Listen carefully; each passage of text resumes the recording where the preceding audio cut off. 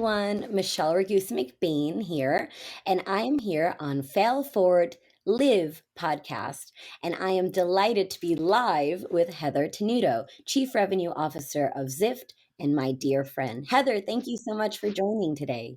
Oh, thank you so much for having me. This is going to be great. Wonderful. So, for anyone who's living under a rock and doesn't know who Zift is or what you do, can you please educate them shortly on what Zift does? Sure. So basically, Zift Solutions, our product is Zift One, and at a very basic level, Zift One is everything that you and your partners need to drive revenue in one innovative platform.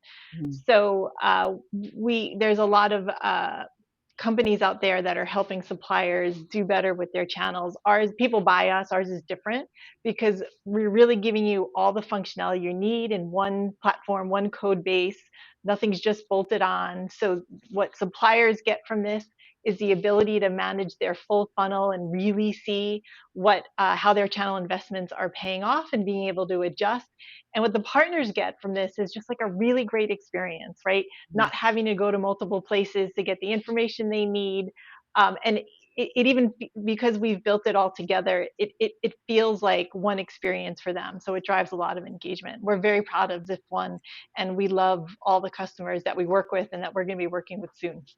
I love that. The one-stop shop. So definitely check out Heather and Zift if you haven't already. I think they're a wonderful platform and I hear nothing but the best. So Excellent.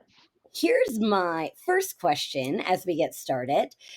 You have been in the telco technology industry for a long time, despite only being 21 years old, and and you have also been a very influential leader in many roles throughout this time. And so my question is, did you know you would always want to be in technology? And how did you get here? What was your journey like to get into this space? So definitely not. I never answered that question that day as a child or a student. What do you want to be when you grow up? I want to be in technology. So I was an English major in college. I went to NYU, and when I graduated, I had to move home and go back and live with my mom because she was ill. And as an English major, I had no idea what I was going to do.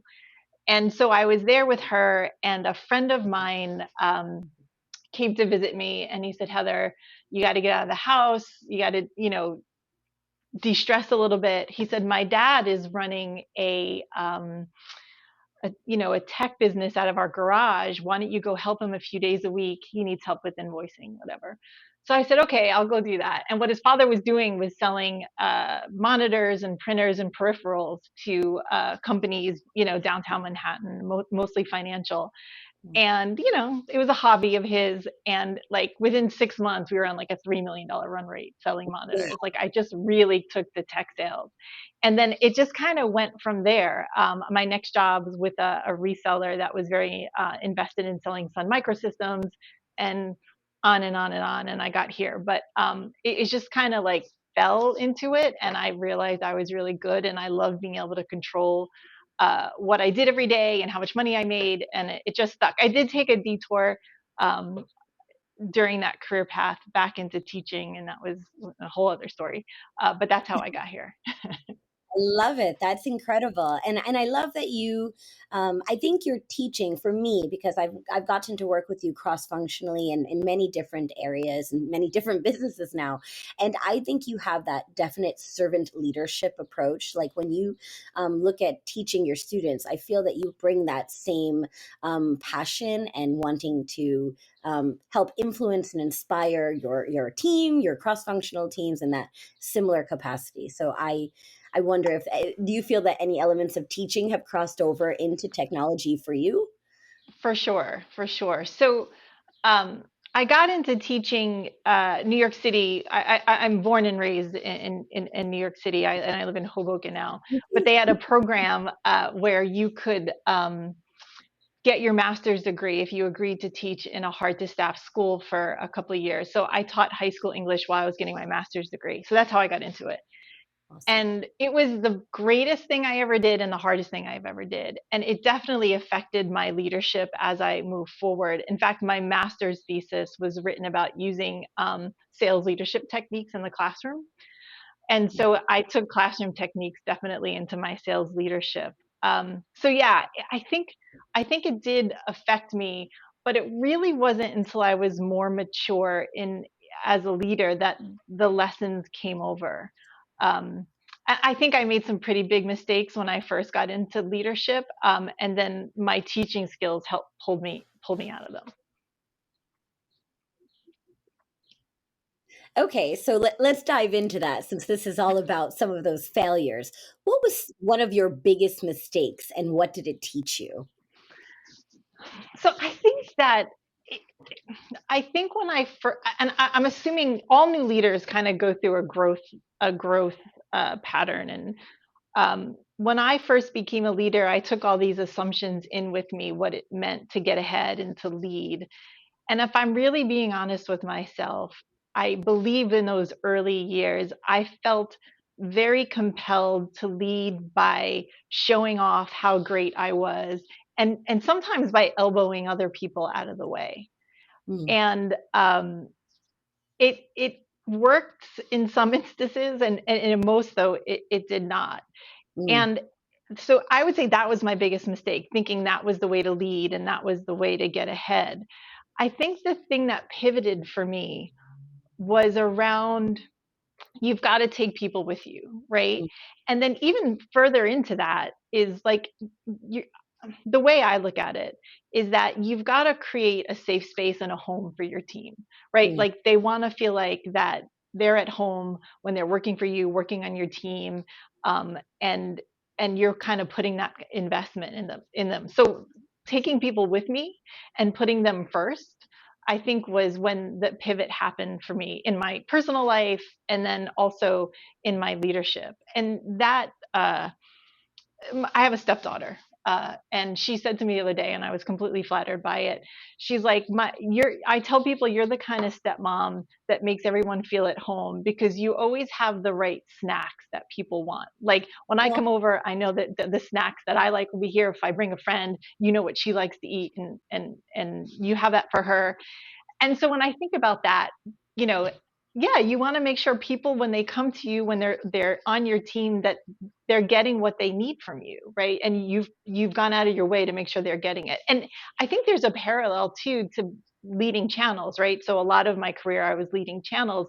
Like your partners, when they come to you, they want to feel like you have what they need, right? And are they Cheetos persons, they like blueberry muffins, whatever it is, you have that snack, right? And it's not just about what you want your partners to do, but you being able to provide what they need as well.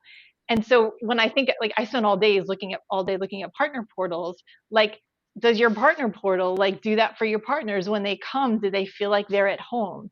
Do they see their preferences, or are they just getting this one size fits all and they've got to go searching, and the portal's more like a punishment, you must do this, versus welcome to my portal, here's what you need, and here's some things that are going to motivate you to sell more, right? And so and and we live and breathe that at Zift.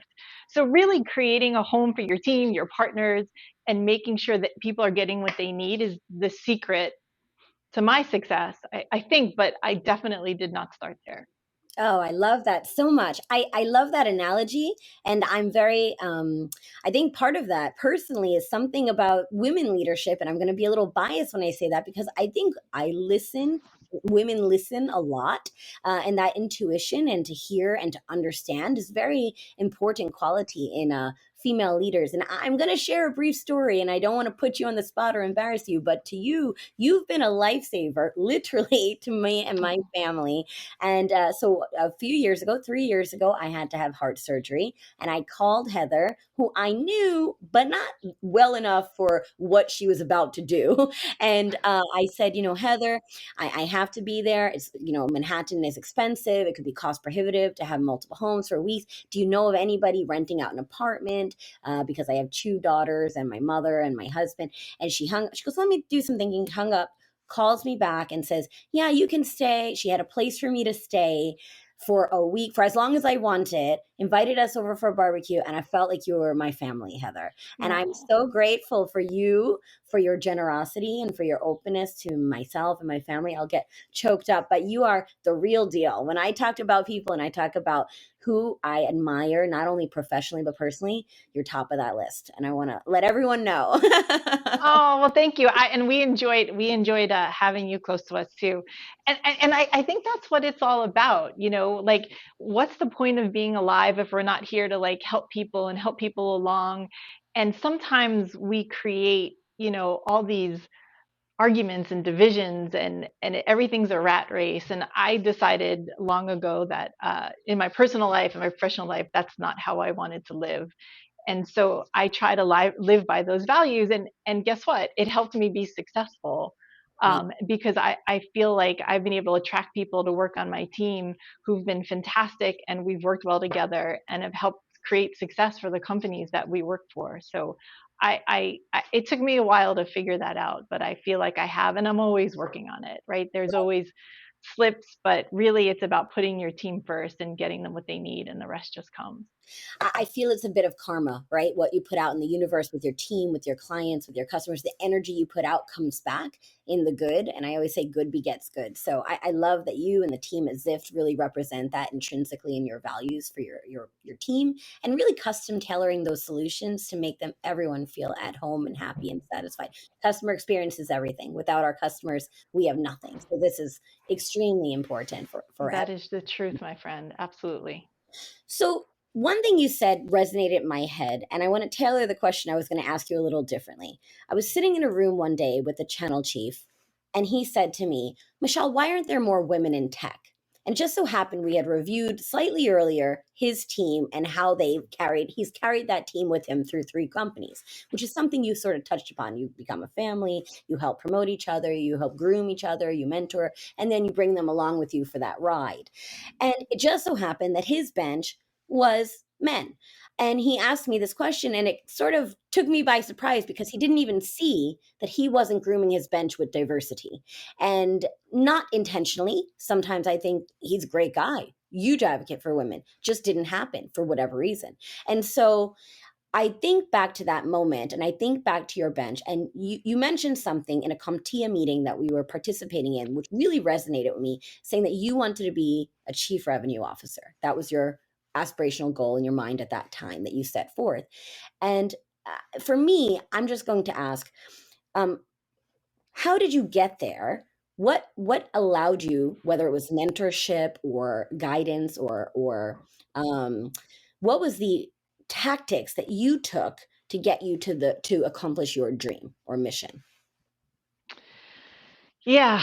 So I think there's a lot to that. And so to talk a little bit about what I said in that CompTIA meeting, um, as the cornerstone is at the time I was leading channel programs at my job, and my boss, who was the chief revenue officer, and I were having a conversation, and I asked him, I said, I want to have your job, not the job you have right now, but one day I want to be a chief revenue officer, and Awkward. tell me, yeah.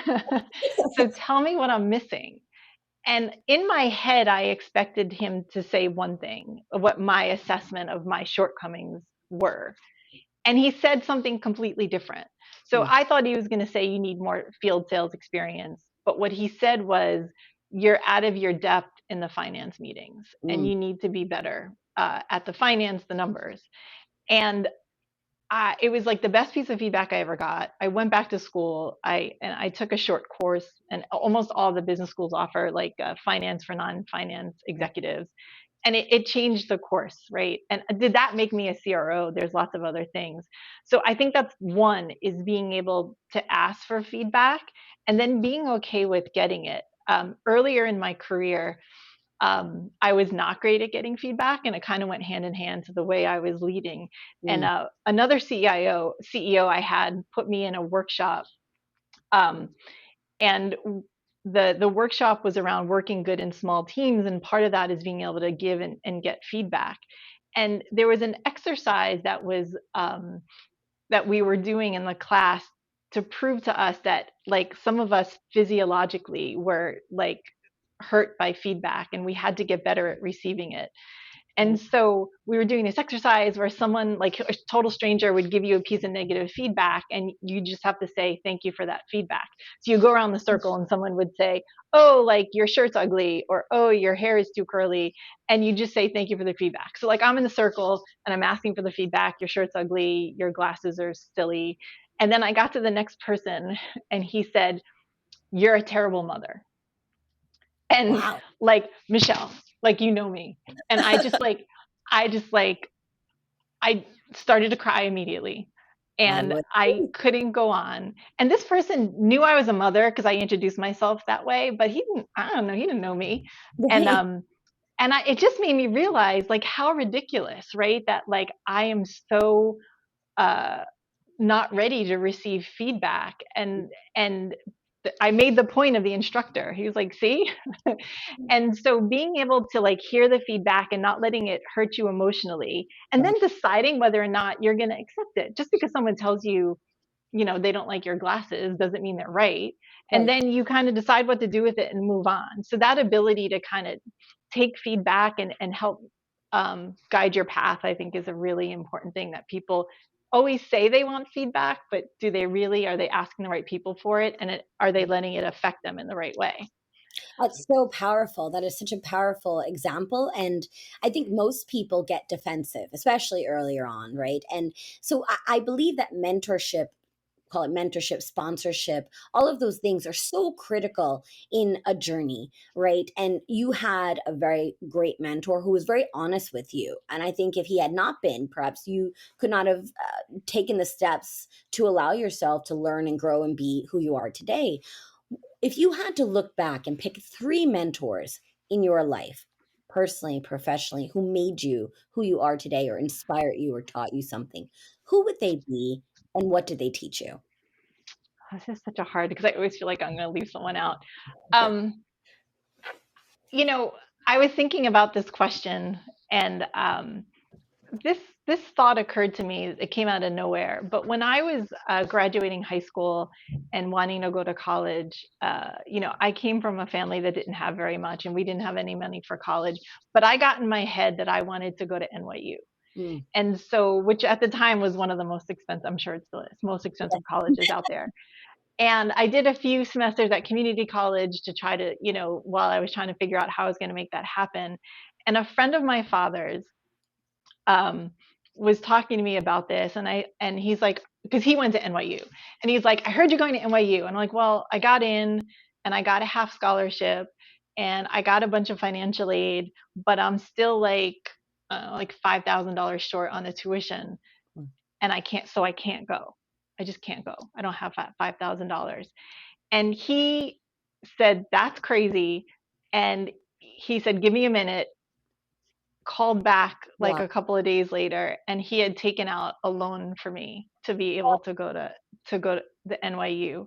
Wow. And this was just a friend of my father who, like, saw me grow up, and he believed in me. And Wow. I guess I haven't thought enough about that and what an impact it made in my journey. And Yes. this one little random act of kindness, and unfortunately he passed away a few years ago, and his daughters are college age, and I told them this story, and they were just floored by it, like they had no idea. And that was probably a big deal for him to take out that loan back then. Yeah. And so, I think he influenced me, not only in just the act, but also like how I'm going to treat other people, because what a big difference one little thing made. So So powerful. That gave me chills. That is such an incredible story. Wow. yeah, yeah, yeah. I don't give enough credit to that in my life, and I should do more. Um, I think that, the boss that I was just talking about, and he was someone who, invited me onto his leadership team. He knew I was the only woman, obviously, and he made it very comfortable for me to be there. It was a telecom company that is very, male centric, and we traveled the world together. That team, we were on planes together, hotels together, and he just sort of went out of his way to make sure it wasn't uncomfortable for me in any way. And that was plus all his mentorship, that just really made an impact too. Like, it was never about me being the only woman. It was always about me being on the team. And I think that was a big influence on my life. And then the last one, I know this is like kind of a cop out, but um, my daughter inspires me in ways every day that she's better at a lot of things than I am. She's 12, and her name is Kane, and she's amazing. But she's like better at so many things than I am. Like, her confidence is better than mine was at that age, and maybe is now. Mm. And what she values and how she communicates. I wish I could say I taught her all those things, but I don't. I think she's learned some of them on her own. And when I aspire to some of the things she does, and I'm very proud of her, and I'm amazed by her, and she's something that guides me in my day to day. I love that. And I love Kane. I think she's a magical unicorn. We all know this. So You guys, when you guys met, you were like unicorn twins. You guys hit it off immediately. oh, she's my spirit animal. I just think she's sunshine and rainbows and all the positivity. And I hope that my daughters have that confidence. I think about that every day. We talk about so many things. You hit upon a couple of things that are really resonate with me because you had a couple of really influential men in your life. And there was a recent survey by Sheryl Sandberg, leanin.org, that said 65% of men today feel uncomfortable mentoring women, and that just stuck out to me. So for any man listening to this, the impact you have is magnified immensely by being inclusive and giving people a safe space and helping be honest and mentor them. Just take note of that because there's so many positives and I don't want that to get lost in the wash. Um, Yeah. and in terms of just women, just 12 is a hard age. And Yes. it doesn't get any easier sometimes. And we do work in a very male dominated industry. In fact, the statistic I shared the other day is there's more leaders named John CEOs than there are women CEOs, just the name John. So I saw that. it's It's shocking, crazy. a little alarming, but we do need to do, with McKinsey saying 1 in 4 women are leaving during the pandemic, very challenging circumstances. We've had not only a stagnation of women entering careers in tech, but also leaving or not joining in the first place, declining in their participation and entry. What would you say? I know you are also very passionate about inclusivity and diversity and women in technology. Why are you so passionate about that? And what do you do to take action? I think that everyone deserves choice and to be able to do what they want to do, and any kind of like obstacles that make no sense or they're just there because of somebody's gender or race just make no sense to me. And Mm. so it's more about the justice, right, of being able to be whatever I want to be. Um, and so I think it's such a complicated problem, and I don't have the answer. I think women, I like, and you have girls, so and you've seen this or you're gonna see it. Like, when we get that age, that 12 age, like all of a sudden, things change for us, and we become maybe more shy, or we're more cognizant of how we fit in socially. So Mm. I think mentoring girls right through that, and giving them as much confidence as Yeah. they need is really important. And then I think there's also this thing, of things women can control. We often limit our own, uh, limit ourselves, right? You asked me, how did I get to be a CRO? And part of it was just saying that, because that's what I want, I'm going to get there. I was talking to a colleague, um, when I was looking for when I was looking for a role right before I joined Zift, and I was talking to him about what I wanted to do. And on top of my resume, it said CRO, and we hadn't worked together in about 8 or 9 years. And he was like, that seems like a stretch for you, Heather. Like, I don't think that you're going to be able to do that. And yeah, and maybe if he's remembering for 8 or 9 years ago, that's a perfectly good assessment. But because of all my feedback training, I didn't let it affect me emotionally. I just like, oh, thank you for the feedback. I'm not going to accept it, Yeah. and I'm gonna move on. So teaching girls those skills, I think, is really important. And just not putting blockers around ourselves. In Sheryl Sandberg's book in Lean In, she talks about women like holding back because I'm eventually going to have kids, so maybe I shouldn't get too far because it's going to make it hard. It's going to be harder to have kids if I get to that level. And that's just nonsense, right? Like the best thing you can do for yourself before you start a family is to get as far as you can, because then you get more control over your time. I love that. And so we should, there's never a good reason to hold yourself back. And this is good advice for men or women. Like you push and push and push. And then if you need to opt out for some reason, you can do that. But I think we do a lot to hold ourselves back. So I think I could affect the most change by coaching people not to do that, and getting them to stretch into roles that they may have thought, "Ooh, I don't know that I can do that." Like, yes, you can. You can do it. Very powerful. And it is more common statistically that women do experience that imposter syndrome and all of those self eliminating tactics that, you know, you feel like you have to have perfection to even apply for a role. I need 10 boxes need to be checked, Yeah. all 10, and I'm 8 out of 10, so I'm going to self eliminate. Where a man will say, you know, I have two with a 10, sounds good, let me go. And that disparity just allows not so much that people are not giving the opportunities, but that you're not applying for them, and that you're not raising your hand, and or you're not given the opportunity because you counted yourself out. That should never be the case. Yeah. And then the flip side of that is like the example I shared before, like asking people you trust and or who are knowledgeable, like, why do you think I'm not ready? What's the gap? Like, how should I, what gap do I need to fill in order to get there? So one thing I was thinking about this week is I think that like asking a trusted advisor questions. Mm, I don't know if it's pandemic related, but I also think it's somewhat social media related. Like I joined recently a peer group, so it's a bunch of CROs that get together and we talk about CRO problems.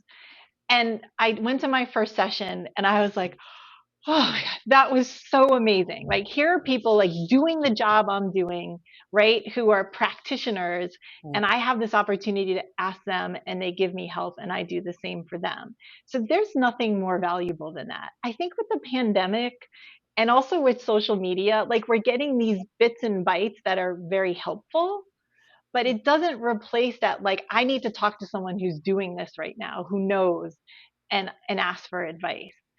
So I think you have to do both. I think being well read and seeing what, you know, what's going on in LinkedIn and social media is important, but it can't replace that, like finding the person, the practitioner who Mm. could give you practical advice.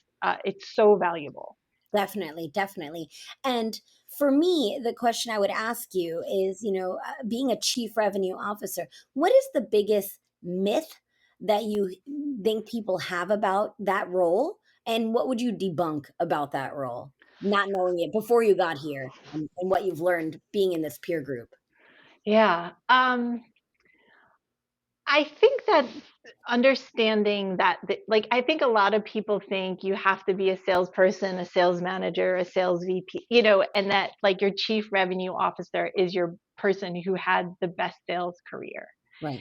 And I don't know that that's true. I was talking to someone who's recruiting for a role, and he was asking me for advice, and he said we're really looking for someone who can come up with a strategy, and a lot of that's going to be product strategy, and a lot of that is going to be sort of go to market strategy, and not really, like, not all salespeople have that. Right, so you wouldn't expect the best salespeople would, because they've been very focused on like the deals in front of them. Right. So I, and you know, similar to the advice my mentor gave me, there's lots of ways into the job. You do have to be a good salesperson, have good sales skills for sure. But I think that there are other skills that are just as important. And you shouldn't count yourself out of that career path just because I haven't been selling and carrying a bag for 20 years. That is great to hear. That's great to know. So for anyone aspirationally looking to become a CRO, Heather's the woman to talk to. Now, my next question for you is looking back in your life. I mean, obviously, you sort of reached the pinnacle for a woman in and any person is being a C level at a great company.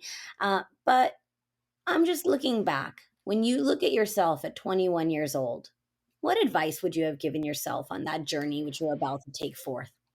Yeah, as I mentioned before, I was very focused that I wanted to go to NYU and I wanted to major in English. Um, and I was very much about like the education, like getting through the classes and getting the degree and getting the high grades. And I think I missed out. I worked through college. I think you probably had a similar situation. I bartended at night and went to school during the day. Very So simple. yeah, so I missed out on the community part and the making the friends and connections that I think not only having those friends and connections would serve me well, but learning how to make those friends and network Mm, came late, very late in my career, Michelle. right. Like very late, and I have some key people that like were like slapping me on the side of the face, like you have to be a better networker. You might be one of them. Um, so I would say the whole experience, not just like getting through the classes, right? Um, and then just being more open to what I was going to study. This sounds like maybe it's not one size fits all advice, but I think it is. I think everyone needs to be better at math, right? Like my 20-year-old, 1 year old self was like, not that important, but it is so important in this day age of technology, no matter what job you have, being able to prove your point with numbers. Right. So I think just being really invested in being able to, in data and math is some advice I'd give to anyone at that age for sure. Very true. Also my Achilles heel, so I'm going to be taking those courses. Yeah. I'll send you the link. It's very good. Okay. No, and we had very similar, that very similar upbringings, very similar path. Also born in New York City. Also, single mom. I worked my way through college, 2, 3 jobs sometimes. But the one thing that I've always valued, like some parents tell their children don't talk to strangers, and I know that they shouldn't because I'm a New Yorker. But I'm like, a stranger's just a friend you haven't met yet. So like, I have a very unique attitude towards, you never know who you're going to meet in your life. That network shouldn't be just for what you're going to get out of it, but what you can give and what you can bring to each other, and this symbiotic relationship that some days you never know where your paths will cross and you end up having this unique opportunity together. So that's the one thing that I've no matter what role I've had, that I really do treasure my relationships, and you're one of those relationships. Oh, thank you. You're welcome. Thank you. So Same to you, my friend. thank you. Now, resources are really important. I mean, this is a podcast. I hope everyone listens and subscribes to it. But also, there's TED Talks and all sorts of things that people do, books that they read, that they like kind of reread every time they need to, learn something. One of those books I read was Never Eat Alone. I love that book. So for you, what are the resources that really resonate with you, that inspire you, that helped you on your journey? So I think like reading is a big part of and having sort of a diverse library, learning different things, and not just business books and self-help books, but just being an avid reader for fun and learning about our world, I think is really important. I'd love to say that I used this last 14 months of in COVID to like catch up on my reading, but the truth is, I don't think I read one whole book, right? And for those of us that were working and homeschooling and doing all that, I think, but also like probably spending too much time in Netflix. Um, A lot of time in that dark hole. yeah, yeah, exactly, Right. exactly. But I think I really want to go back to what I said before on the resources, like and you could do this with a book or a podcast, but really finding the practitioners, right? Someone who is has experience in the job you have, who can give you that real tactical, practical advice. Um, you know, we've become very skim, right? Oh, I read a headline, or I read the list. We publish these lists all the time. Top 10 things channel chiefs are saying about partner engagement, Right. but that's a good start, right? But like dig in to find out like how did that work and how did you do it, and having those resources that you can ask that level of question, I think is something that a lot of people are missing right now, and need to dig in, and having you have your network, but then that close network that you can ask those really tough questions of is really important to have. I love that. And I think that is so important. I like the idea of double clicking in and just not taking an answer. And so I give Heather a script of questions and I completely go rogue because I love the information you provide and I want to hear more. And that's everybody, don't take anything at surface value because there's always more to learn if you Yes. kind of dig in a little bit deeper. No, for me, I'm just going to ask you, it's been a long year. You're in New Jersey. The pandemic impacted everyone in such unique ways. We're starting to get more vaccines. I'm in Florida. They're a little bit more open here. I don't know. Have you traveled? If you do travel, where are you going to first? So we have not traveled, Mm. um, and we are travelers, so we are looking forward to getting out there again. I'm gonna be again a little bit, I don't know, a cliche or a cop out answer, but I don't know if you've been watching the Stanley Tucci series, CNN. I think it's Searching for Italy. Oh, no, I didn't watch it. I'm going to, Oh, Michelle, you have to watch it. yeah. It's so good. So basically, he's like in Italy and talking about the different regions and what made those regions special, and obviously the food that they make in those regions. And that's where I want to go. I want to try, like there was one about Naples and the origin of pizza. Like, so who doesn't is not completely interested in that? Yes. And they and it was just fascinating. Like Naples is this like kind of rough and tumble city, and you buy pizza, from a lady who cut a hole in a wall and is like frying pizza. Like fried is how it started, and she's making this fried pizza and handing it out of the hole in the wall, and I'm like, there's nothing I want to do more than that right now. Ma'am, I And want to so in your hole in the wall. yeah, and so I think that's it. That I sounds I great. think the one thing, my husband's a journalist. Um, and so, like, being able only to kind of participate in the world through the news is something that we've all probably had a little bit too much of. Mm. And being able to kind of experience things for ourselves is something that I think we all need to get back to. So I think it would be Italy. Um, you know, I think there's a similar feel about New Orleans. We love to go there for 2 or 3 days at a time because you can't really spend more time there without hurting yourself. That's another big city that we love and that we're aching to get back to. Oh, that sounds perfect. Oh my gosh, I'm going to carry along in your luggage. I'll be your You luggage. can come. I would love to. And Jay and I are booking we just booked our first trip, which is going to sound a little odd, but we had it booked in January and couldn't go. But we are going to go to Antarctica in January of next year. And that will be our seventh continent. And then we can check that bucket list off. That was That sounds insane to me. I'm not going to be interested in coming on that one, but I want to hear all about it. absolutely. So Okay. if anybody wanted to find you, how can they connect with you? So I think LinkedIn, right, is the best way. So Heather Tenuto at LinkedIn. I don't think there is any other Heather Tenutos there. There might be, but you'll find me there. So that's a great way Only to connect. one for money. Right. Or Heather Tenuto at zipsolutions.com. I'd love to talk to you more about how we can make your channel sing. Yes, and your favorite snacks. And favorite snacks, right. I'm always willing to talk about snacks. And here's my final buzz round question for you. If Sure. you could switch roles with me and ask yourself anything I missed, what would you ask yourself? Oh my gosh. I think I would ask me, what's next, right? What is I, I, I would ask me what's next in your career. And the truth of that question, I was kind of afraid you were going to ask because I don't have a good answer to that question. Everyone says, well, you're a CRO now. Do you want to be a CEO one day? right? And I think what I've learned in my career is that CEO is a really hard job, Mm, and it's not enough just to want to be the CEO. It's about like finding sort of the right path and the right company. It's so many things. I have the pleasure of working with one of the most supportive CEOs that I've ever worked with. I've had many. mm. I've had many, 3 or 4 at least, that have, I don't know. I mean, it's probably more than that, and I still do. But I still recognize how hard that job is. So I don't know if it's in the cards for me one day. It may be, if in the future the right gig came along, maybe. But really, what I would say is that I've learned that so much respect for that role because it is very hard and very lonely, and I've been very fortunate to work with some of the greatest. I love that so much. Heather, it's been an absolute pleasure talking to you, getting to know more about you, your story, and your journey. And I can't wait to see what's next. And I can't wait to follow along and follow all of your food pictures throughout Italy as part Italian.